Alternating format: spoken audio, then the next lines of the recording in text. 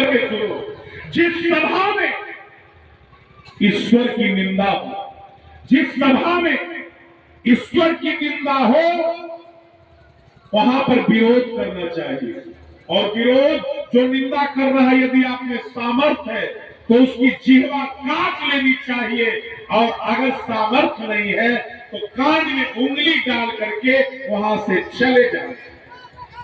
लेकिन ईश्वर का विरोध आप सुन नहीं सकते।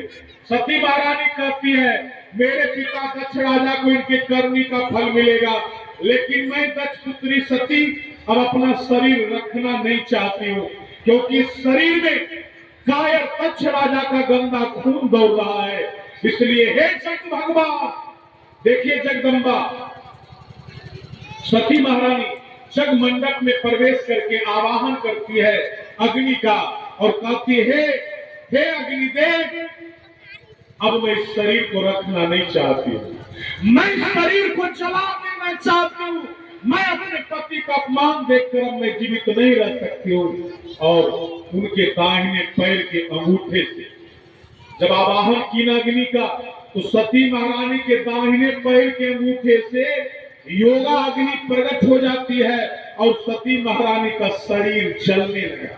जगमंडप में सती महारानी का शरीर जलने लगा, और जब सती महारानी का शरीर जल रहा था तो सती महारानी रो रही थी और भगवान से कल जोड़ के प्रार्थना कर रही थी कि हे भगवान, मेरे गलती को माफ कर देना, मेरे गलती को क्षमा कर देना, और अगले जन्म में अपने चरणों की दासी बना देना, अपने चरणों की दासी बना लेना।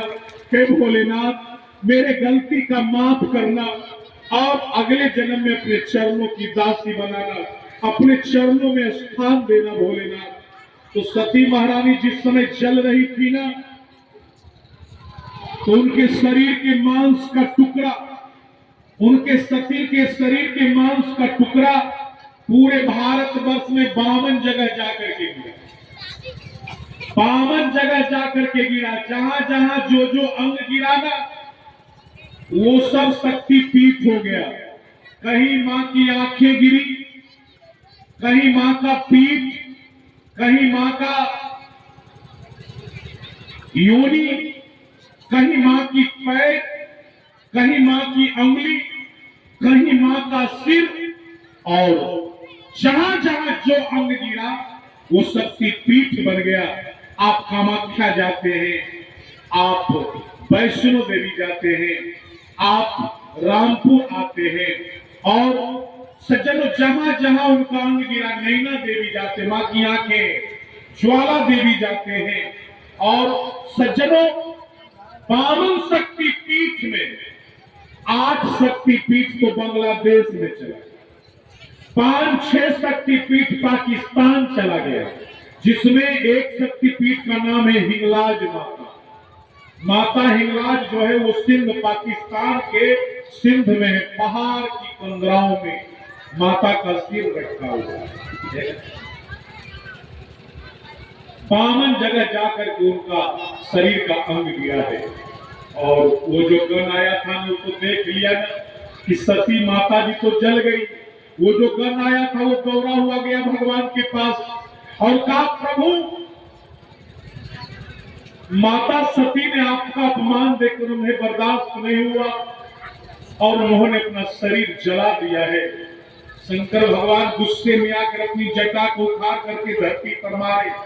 वीरभद्र प्रकट होता है। भगवान शिव कहते हैं, वीरभद्र जाओ, दक्ष राजा के जग का नाश करो, दक्ष राजा के जग का नाश करो। देखिए, जग जो होता है ना, भगवान उसका नाश भी करवाते हैं। यदि जग गलत है ना, गलत उद्देश्य है, तो उसका नाश भगवान करवाते हैं। मेघनाथ जब जग कर रहा था ना, तो भगवान राम ने कहा हनुमान जी से कि जाओ उसके जग का नाश कराओ, क्योंकि मेघनाथ मत करे अपावन, वो पवित्र यज्ञ कर रहा है। तो दक्ष राजा के जग के लिए भगवान ने कहा, जाओ दक्ष राजा के जग का नाश करो। और वो वीरभद्र आया जग भूमि पर और तलवार से दक्ष राजा का सिर काट करके उसी हवन कुंड में डाल दिया। स्वाहा उसी हवन कुंड में दक्ष राजा का सिर काट करके डाल दिया।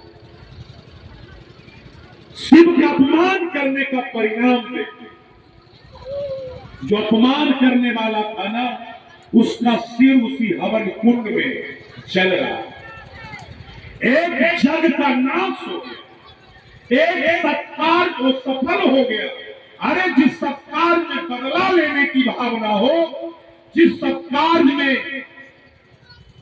अपमान करने की भावना हो, वो सत्कार हमेशा को सफल जाता है, वो कभी सिद्ध नहीं हो सकता। जग का अर्थ होता है अर्पण करना, जग का अर्थ होता है त्याग करना, जग का अर्थ होता है दान करना। उस जग का नाश हो गया। इधर तो दक्ष राजा का नाश हुआ ही, और उधर सती महारानी जो जल गई थी, जानते हैं तुरंत दूसरे जन्म में तुरंत माता सती मैना के गर्भ में जाकर के वास ले लेती, और हिमालय के यहाँ मैना के गर्भ से कन्या के रूप में जन्म भी ले ली माता सती। तो नारद जी महाराज को आदेश दिया गया कि जाइए हिमालय के यहाँ कन्या हुई है, थोड़ा हस्तरेखा देख करके आइए। नारद जी को समाचार मिला। नारद समाचार सब पाए, कौतुक ही गिरी गेह सिधाए। शैल राज पर आदर किन्हा, पद पखारी पर आसन दिन्हा। नारद जी महाराज हिमाचल के यहाँ कन्या देखने के लिए आए, तो गोद में लाकर के हिमालय उनके गोद में लाकर के कन्या को रख देते, बिठा देते। तो पहले कन्या को आदेश दिया जाता कि नारद जी को प्रणाम करो। क्यों प्रणाम करवाया जा रहा है सती से? उस कन्या से इसलिए प्रणाम करवाया जा रहा है क्योंकि नारद जी ऐसे ऋषि थे कि हस्तरेखा देखने के बाद कहीं कहीं गड़बड़ा जाते, वो बेचारे गड़बड़ा जाते थे। पार्वती के हस्तरेखा देखने के पहले कन्या का हाथ देखे तो उससे विवाह करने के लिए छटपटा गए। उसका नाम था विश्वमोहिनी।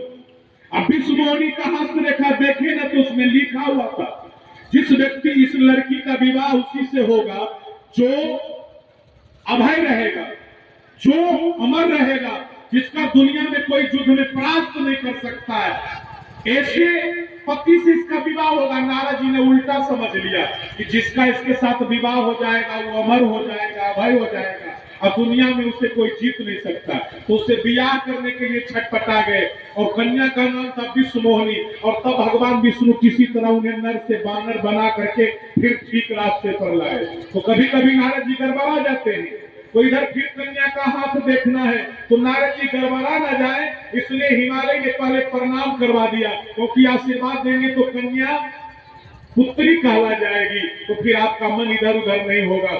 तो नारद जी ने आशीर्वाद दिया। तो हिमाचल ने कहा इस कन्या के हस्तरेखा देखो। देखिए किसी से जब हाथ दिखलाइएगा ना, तो हाथ देखने वाला का एक फार्मूला होता है, पहले सब बढ़िया करता, सब ज्योतिषी पहले बढ़िया ही कहेगा, ये भी बढ़िया वो भी बढ़िया। तो सुनते सुनते आप सीधे छत पर चले जाइए, आकाश।